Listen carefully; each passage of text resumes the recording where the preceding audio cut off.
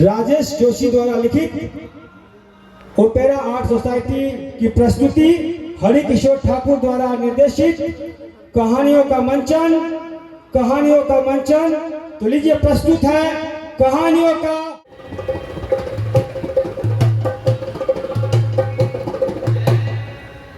नमस्कार, मेरा नाम सिकंदर कुमार शर्मा है।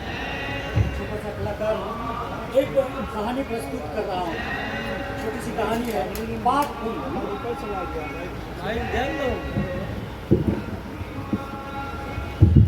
पुण्य दोस्त है। अब कहना गैर जरूरी है कि पाप पुण्य बचपन के दोस्त थे। मुहावरे में कहते हैं लंगोटिया यार। अब मुझसे इस मुहावरे का अर्थ पूछेंगे तो मैं कहूँगा कि जो यार एक दूसरे की लंगोट पहन लेते हो, पता नहीं चड्डी बनियान भी पहन लेने पर झगड़ा नहीं होता हो, वे कहाँ पाए जाते हैं। बाप नरकपुरी खाते पीते परिवार से था। थोड़ा शुरू से चालू पूजा और पुण्य गरीब घर से। थोड़े गोरे थे, कुछ चॉकलेटी।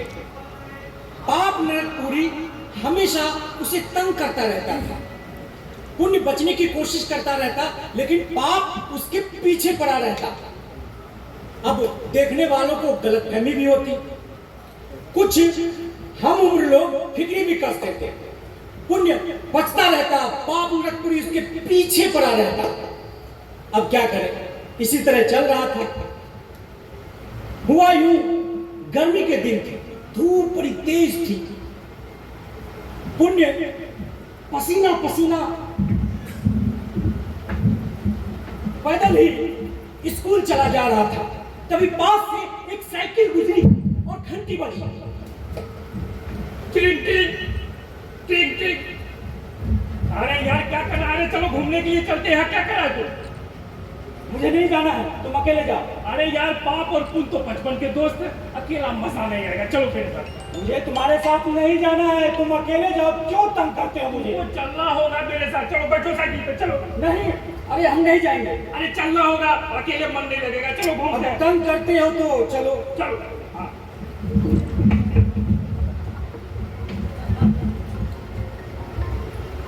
जैसा कि मैंने पहले ही कहा था, पाप नरकपुरी खाते पीते परिवार से था।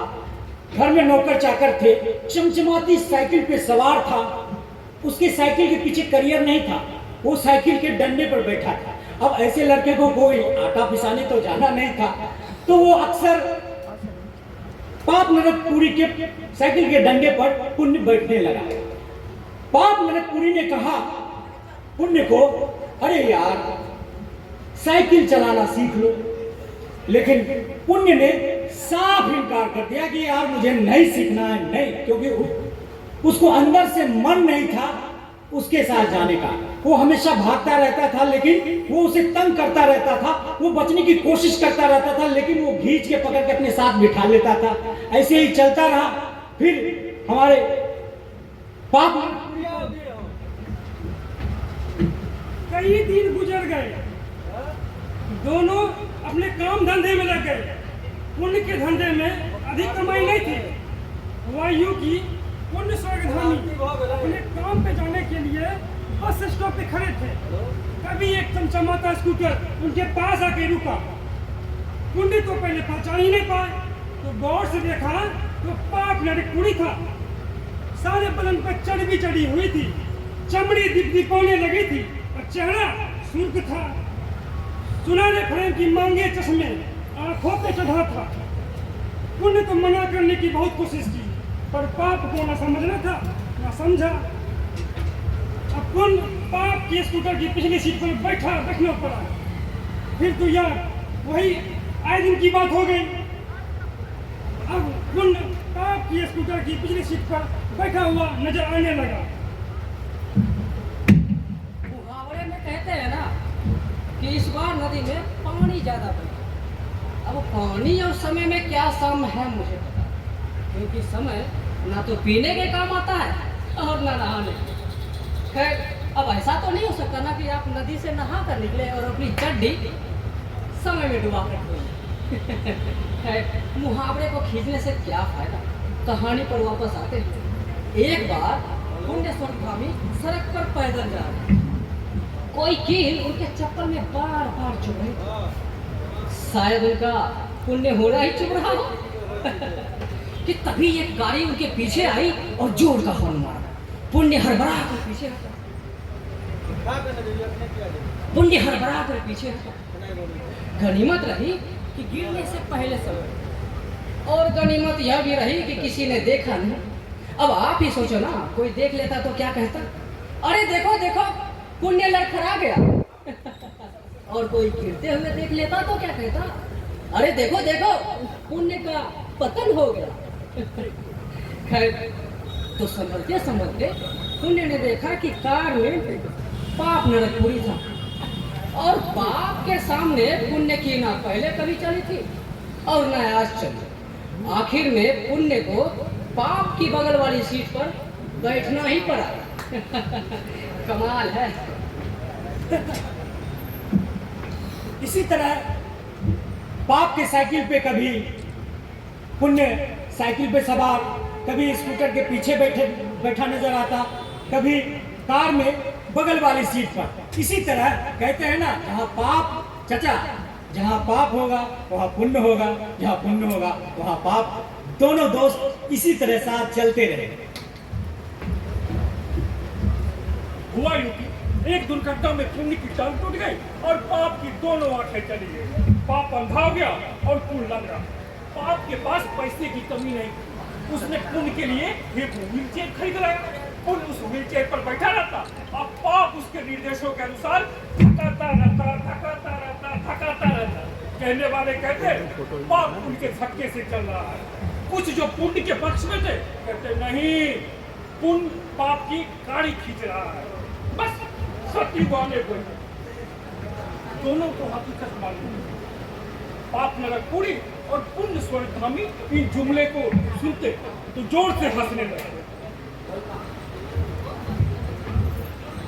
पाप नरकपुरी और पुण्य स्वर्गगामी हुआ यूं कि इसी की कोई अज्ञात बीमारी थी। पुण्य के कई करीबी रिश्तेदार इस अज्ञात बीमारी और जानलेवा बीमारी के चक्कर में आकर मर गए। पुण्य के एक बहुत ही करीबी रिश्तेदार जब मरणासन थे तो उसे मान मुनव्वल कर पुण्य ने नेत्रदान करवा लिया। वे सज्जन 4 दिन बाद स्वर्गवासी हो गए। पुण्य ने तत्काल डॉक्टर से कहा कि दोनों आंख पाप नरकपुरी को लगा दी जाए। डॉक्टर ने कहा नहीं, एक आंख एक ही बार में लगाई जाएगी, दोनों आंख एक साथ नहीं लगाई जाएगी। काफी बहस मुबाहिसे के बाद पुण्य तैयार हुआ। पुण्य सोचा कम से कम एक आंख लग जाने से पाप को दिखने तो लगेगा। हो सकता है एक पुण्य आत्मा की आंख लगने से उसके सोचने, समझने और देखने में फर्क पड़ जाए। पाप नरकपुरी को जैसे ही पुण्य आत्मा की आंख लगे, उसका विवेक तेजी से जागृत होगा। अब कुकर्म करते हुए उसका विवेक हमेशा जागृत रहता है। वे धर्मात्मा किस्म के लोग जो पहले पाप को देखते ही दुर्दरा देते, अब उसे पास बिठाने लगे, और तो और कई मामलों में उसे सलाह भी लेते और पीठ पीछे ये भी कहे हुए सुने जाते कि आप पाप बदल गया है, पहले जैसा नहीं है, बहुत समझदार हो गया है पाप। आइए पाप पुण्य कहानी के बाद देखते हैं अंडे चोर। अचानक ही उसे एक दिन इस शहर में देखा। कोई नहीं जानता था कि वो कहाँ से आई है, उसका नाम क्या है, कुछ भी पता नहीं था। बस ऐसा लग रहा था कि उसकी याददाश्त कहीं खो गई थी। उस याददाश्त के साथ उसका सारा अतीत खो गया था। याददाश्त ना हो जैसे जीवन भर की कमाई की गठरी हो। वो सूनी आंखों से सूने में एक टक देखती रहती, जैसे वो कुछ खोज रही हो, अपने आप को या फिर अपने नाम को ढूंढ रही हो। जब वो अपने आप में वापस आती तो दिन भर जामा मस्जिद के पास बैठी रहती। भीख वो किसी से नहीं मांगती, कोई उसे खाने को देता तो खा लेती। रात को ज्यादातर वो कहाँ रहती इसका कुछ भी पता नहीं। हाँ, लेकिन उसकी उम्र कम थी, इसीलिए शाम होते ना होते कुछ लोग उसके पीछे पड़ जाते थे।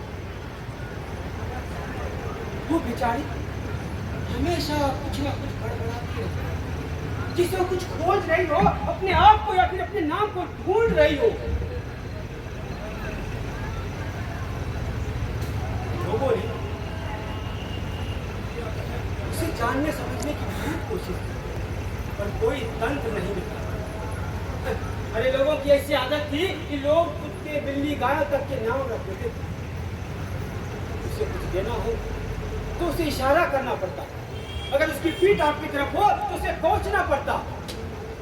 उसमें कुछ पागलपन के भी लक्षण थे, इसीलिए लोग उसके पास जाने से घबराते थे। बाजार में अचानक बहुत जोर का शोर हुआ, वो आगे आगे भाग रही थी, लोग उसके पीछे पीछे चिल्लाते हुए अंधे चोर अंधे चोर अंधे चोर।